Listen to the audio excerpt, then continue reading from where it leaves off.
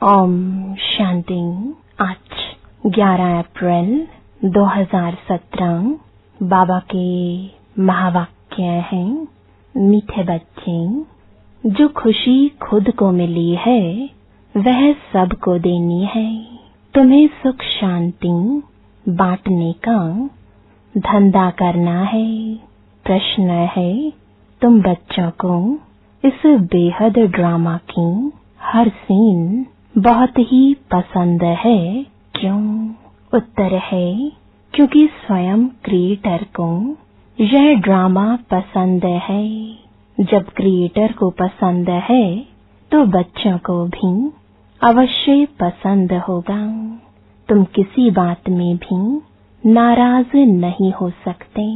तुम जानते हो यह दुख सुख का नाटक बहुत सुंदर बना हुआ है। इसमें हार जीत का खेल चलता रहता है। इसे खराब कह नहीं सकते। दिन भी अच्छा तो रात भी अच्छी। इस ड्रामा में जो भी पार्ट मिला हुआ है उसे खुशी से बजाने वाले बहुत मजे में रहते हैं। इस बेहद नाटक की नॉलेज का सिमरण करने वाले सदा हर्षित रहते हैं, बुद्धि भरपूर रहती है। गीत है ओम शांति। वास्तव में स्कूल में कोई गीत नहीं गाए जाते हैं, यह पाठशाला है। फिर भी यहाँ गीत क्यों गाए जाते हैं? सतयुग में तो यह गीत नहीं गाए जाते हैं। अभी हम लोग बैठे हैं संगम पर, इसलिए भक्ति और गीतों आदि को लेकर उसका अर्थ समझाते हैं। मनुष्य तो अर्थ समझते नहीं। हम अभी न यहाँ है न वहाँ है, बीच में बैठे हैं, तो इनका थोड़ा आधार लेते हैं। बच्चों को ज्ञान और भक्ति का राज तो समझाया गया है। इस समय तुम ज्ञान सुन रहे हो भविष्य के लिए। भविष्य के लिए पुरुषार्थ कर कोई प्रारब्ध बनावे, ऐसा कोई मनुष्य नहीं है। तुम पुरुषार्थ करते हो भविष्य नई दुनिया के लिए। मनुष्य दान पुण्य आदि करते हैं दूसरे जन्म के लिए। वह है भक्ति, यह है ज्ञान। कोई कहते भी हैं ज्ञान, भक्ति और वैराग्य सन्यासियों का है, हद का वैराग्य। तुम्हारा है बेहद का वैराग्य। वो लोग घर बार से वैराग्य दिलाते हैं, दुनिया से नहीं। वह यह जानते ही नहीं कि तमो प्रधान जर्जरी भूत सृष्टि है, इनका विनाश होना है, क्योंकि कल्प की आयु बड़ी लंबी बना दी है। अब बाप बैठ समझाते हैं। बुद्धि भी कहती है यह बात तो बिल्कुल ही ठीक है। मुख्य बात है पवित्रता की, जिसके लिए वह घर बार छोड़ते हैं। तुम सारी पुरानी दुनिया को बुद्धि से भूल जाते हो, पवित्र बनते हो। पवित्र दुनिया में जाने के लिए तुम्हारी यात्रा है बुद्धि की। कर्म इंद्रियों से कहाँ जाना नहीं है। तुम्हारा शारीरिक कुछ भी नहीं चलता। अभी हम रूहानी बाप के पास जाते हैं।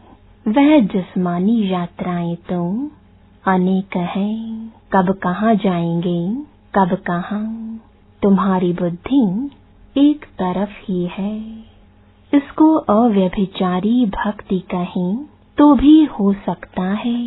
तुम एक को याद करते हो, उन सब की भक्ति है व्यभिचारी। अनेकों को याद करते हैं, तुम्हारी है अव्यभिचारी रूहानी यात्रा, जिसमें हम जा रहे हैं वापस अपने घर। वो लोग निर्वाण धाम को घर भी नहीं समझेंगे। कहते हैं पार निर्वाण गया। तुम जानते हो वहाँ हम आत्माएं बाबा के साथ रहती हैं। अभी बाबा हमको लेने के लिए आए हैं। वह समझते हैं हम सब ईश्वर के रूप हैं। कितने शास्त्र आदि पढ़ते हैं, यहाँ तुमको वह कुछ भी नहीं सिखाया जाता है। तुमको तो इन कर्म कांड का भी संन्यास कराया जाता है। यह सब भक्ति के कर्म कांड हैं। जैसे प्रभु की गतिमत न्यारी है, पहले पहले तुमको अल्फ सिखाते हैं। बाप खुद ही दलाल बन कर आते हैं, गाते भी हैं परंतु समझते नहीं हैं।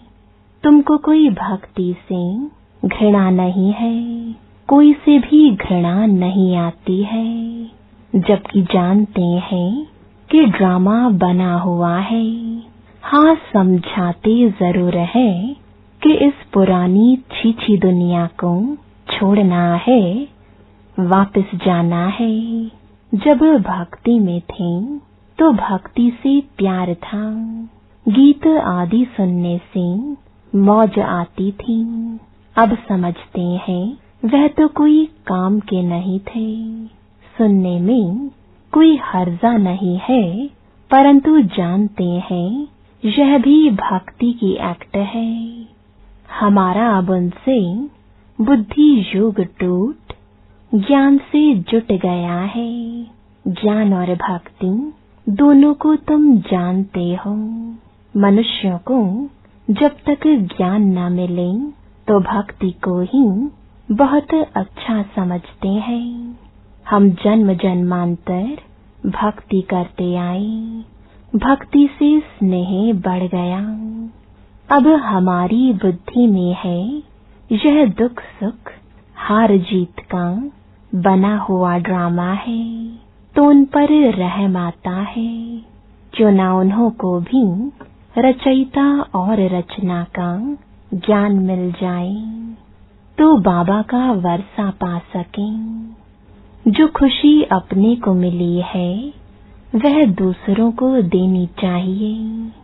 सिंध वृत्ति यानी सिंधी विलायत में जाने वाले जब देखते हैं फलानी जगह धंधा अच्छा चलता है, तो अपने मित्र संबंधियों को भी राय देते हैं कि फलानी जगह चलो, वहाँ कमाई बहुत अच्छी होगी। तुम जानते हो इस रावण राज्य में दुख ही दुख है। मनुष्यों को यह मालूम नहीं है कि ज्ञान क्या चीज है। साधु संत भी नहीं जानते कि इस ज्ञान से स्वराज्य मिलता है। पूछते हैं इस ज्ञान से क्या प्राप्ति होती है, तो लिखा जाता है शांति और सुख दोनों मिलते हैं, सो भी अविनाशी। किसको सुख शांति का धंधा हाथ आ जाता है तो फिर उसमें ही लग पड़ते हैं। हाँ, जिस्मानी सर्विस भी कुछ समय के लिए करनी पड़ती है। सत्संग का टाइम भी सुबह और शाम को होता है। माताओं को घर का बंधन रहता है, तो उन्हों के लिए फिर दिन का टाइम रखा जाता है। सुबह का टाइम सबसे अच्छा है, फ्रेश माइंड होता है। जो सुनते हो उनको फिर धारण कर उगारना है। दुनिया में यह किसको मालूम नहीं कि निराकार परमात्मा भी पढ़ाने आते हैं। भगवान वाच तुमको राजयोग सिखलाकर नर से नारायण बनाता हूँ। यह योग बड़ा नामी ग्रामी है। मनुष्य विनाशी धन का दान पुण्य करते हैं तो राजाई घर में अच्छा जन्म लेते हैं। यहाँ तो तुम 21 जन्म का वर्षा पा रहे हो। तुम सब कुछ दान करते हो 21 जन्म के लिए, फिर कोई भी पद पाने के लिए पुरुषार्थ नहीं करना पड़ेगा, पद फिक्स हो जाता है।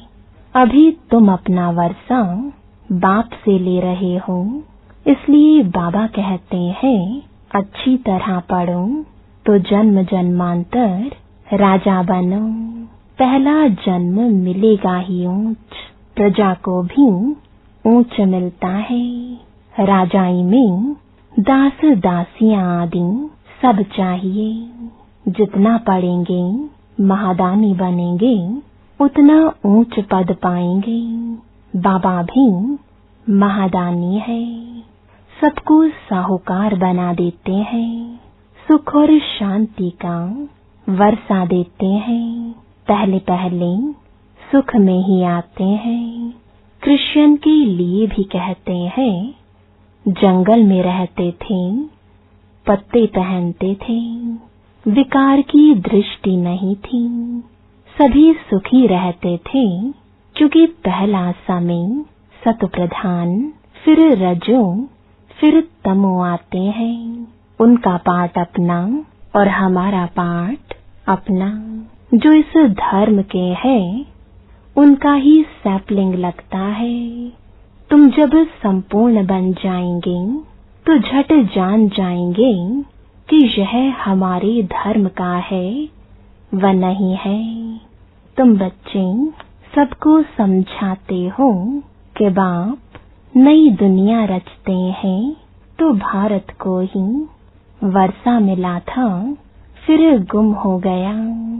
ड्रामा अनुसार वर्षा लेना भी है तो गवाना भी है। यह चक्र चलता रहता है। इस समय हमने वर्षा गवाया है, अब फिर से ले रहे हैं। लक्ष्मी नारायण के राज्य का किसको भी पता नहीं है, इसलिए पूछा जाता है कि लक्ष्मी नारायण को यह राज्य कब और कैसे मिला। जैसे उन्होंने कृष्ण को आगे रख लक्ष्मी नारायण को गुम कर दिया है, और हम फिर लक्ष्मी नारायण को आगे रख कृष्ण को गुम कर देते हैं। लक्ष्मी नारायण तो है ही सतयुग के, नारायण वाच तो हो ना सके। बाप कहते हैं मैं आता ही हूँ संगम पर। लक्ष्मी नारायण ने जरूर आगे जन्म में संगम पर ही राज्य लिया है। लक्ष्मी नारायण ही 84 जन्म भोग अब अंतिम जन्म में है। लक्ष्मी नारायण को भी राज्य देने वाला जरूर कोई होगा ना, तो भगवान ने ही दिया। इस समय तुम बिल्कुल ही बैगर हो, फिर प्रिंस बन जाते हो। प्रिंस का तो जरूर राजा महाराजा के पास जन्म होगा। अभी तक भी कोई अच्छे राजाएं हैं जिनका प्रजा पर बहुत प्यार रहता है। अभी तुम जानते हो हम राजयोग सीख रहे हैं, जिससे हम राज्य भाग्य पाते हैं। हमको यह निश्चय है, क्योंकि यह अनादि ड्रामा है, हार जीत का खेल है। जो होता है वह ठीक। क्या क्रिएटर को ड्रामा पसंद नहीं होगा? जरूर पसंद होगा, तो क्रिएटर के बच्चों को भी पसंद होगा। हम घृणा कोई से नहीं कर सकते। यह तो समझते हैं कि भक्ति का भी ड्रामा में पार्ट है। ड्रामा सारा अच्छा है, बुरा ड्रामा क्यों कहेंगे? ड्रामा का राज बुद्धि में है, जो तुमको समझाते हैं। अभी भक्ति का पाठ पूरा होता है, अब पुरुषार्थ कर बाप से वर्षा लेना है। बाप कहते हैं यह सब आसुरी संप्रदाय है, इसमें घृणा की तो बात ही नहीं। ईश्वरीय संप्रदाय और आसुरी संप्रदाय का तो खेल है। वह कोई अपने को दुखी समझते थोड़े ही हैं। भक्ति करते रहते हैं और समझते हैं एक दिन भगवान आकर भक्ति का फल देगा। घर बैठे कोई न कोई रूप में भगवान आकर मिलेगा। और सन्यासी लोग समझते हैं हम आपे ही चले जाएंगे निर्वाण धाम। अपने पुरुषार्थ से तत्व के साथ योग लगाते हैं और समझते हैं हम लीन हो जाएंगे। दुनिया में अनेक मत हैं, बाबा आकर एक मत बनाते हैं, समझाते हैं यह ड्रामा अनादि बना हुआ है। बहुत ही सुंदर नाटक बना हुआ है। ड्रामा में दुख सुख का पाठ नोंधा हुआ है, जिसे देख बहुत खुशी होती है। यह बेहद का खेल बड़ा फाइन बना हुआ है, सो तो सबको पसंद ही आना चाहिए। दिन भी अच्छा तो रात भी अच्छी, खेल है ना। जानते हैं अब रात पूरी होनी है, हमको दिन में जाकर ऊंच पद पाना है। नाराज क्या होंगे? ड्रामा में जो पाठ मिला है वह तो बजाना ही है। बहुत अच्छा ड्रामा है, इसको खराब कह नहीं सकते। यह खेल कब बंद होता ही नहीं है। बहुत फर्स्ट क्लास खेल है। इनको जानने से बुद्धि भरपूर हो गई है। जैसे बाप नॉलेजफुल है वैसे बच्चे भी नॉलेजफुल है। कितना समय सुख कितना समय दुख पाना है यह भी तुम सब कुछ जान गए हो, तब तो कहते हैं वाह प्रभु तेरी लीला। प्रभु की रचना जरूर अच्छी ही होगी, उनको खराब कौन कहेगा। ड्रामा में जो पार्ट मिला हुआ है वो तो बजाना ही है। यह खेल कभी बंद होना ही नहीं है। इनको जानने से मजा ही मजा आता है। भक्ति में सतयुगी राजाई का पता भी नहीं है। सतयुगी राजाई में फिर भक्ति का पता ही नहीं रहता है। भक्ति में भी कितने सुंदर गीत गाते हैं। हे प्रभु तेरी लीला विचित्र है, यह तुम बच्चे ही समझ सकते हो, और कोई इस लीला को जानते ही नहीं। बाबा से हमको कितना वर्षा मिलता है। सारा दिन बुद्धि में ख्याल चलना चाहिए कैसा वंडरफुल खेल है। वंडरफुल इसकी समझानी है। बाप की लीला कितनी अच्छी है। तुम इस बेहद के नाटक को जानते हो, फिर जो पद मिलता है उनको भी देख हर्षित होते हो। मनुष्य नाटक देख खुश होते हैं ना। वह वैरायटी नाटक होते हैं, यह एक ही नाटक है। इस नाटक को जानने से हम विश्व के मालिक बन जाते हैं। कितनी वंडरफुल बात है। बाप द्वारा तुमने ही जाना है। इन बातों में रमण करना पड़ता है। गृहस्थ व्यवहार में रहते 2-3 घंटा निकाल वह नाटक देख कर आते हैं। वह भी किससे पूछा जाता है क्या, बुद्धि में बैठ जाता है। वैसे यह भी बेहद का नाटक है। यह क्यों भूलना चाहिए। इस चक्र की स्मृति तो बिल्कुल ही सहज है। इसको और कोई नहीं जानते हैं। तुम बुद्धि से जानते हो, फिर दिव्य दृष्टि से देखते भी हो। आगे चल और भी बहुत ही सीनरियां देखेंगे। अच्छा, मीठे मीठे सिकिलदे बच्चों प्रति माता पिता बाप दादा का याद प्यार और गुड मॉर्निंग। रूहानी बाप की रूहानी बच्चों को नमस्ते। धारणा के लिए मुख्य सार है, पहला, बाप समान महादानी बनना है। सबको सुख शांति का वर्षा देना है। ज्ञान को धारण कर फिर उगारना है।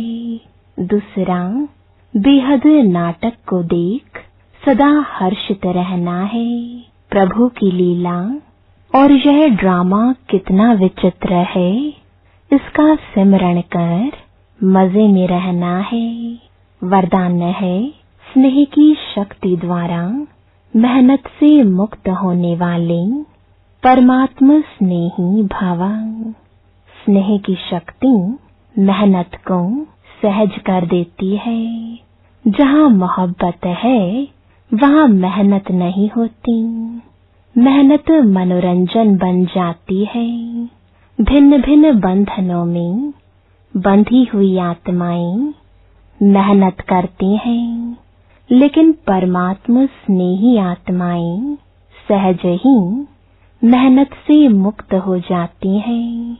यह स्नेह का वरदान सदा स्मृति में रहे तो कितनी भी बड़ी परिस्थिति हो, प्यार से स्नेह से परिस्थिति रूपी पहाड़ भी परिवर्तन हो पानी के समान हल्का बन जाता है। स्लोगन है, सदा निर्विघ्न रहना और दूसरों को निर्विघ्न बनाना, यही यथार्थ सेवा है। ओम शांति।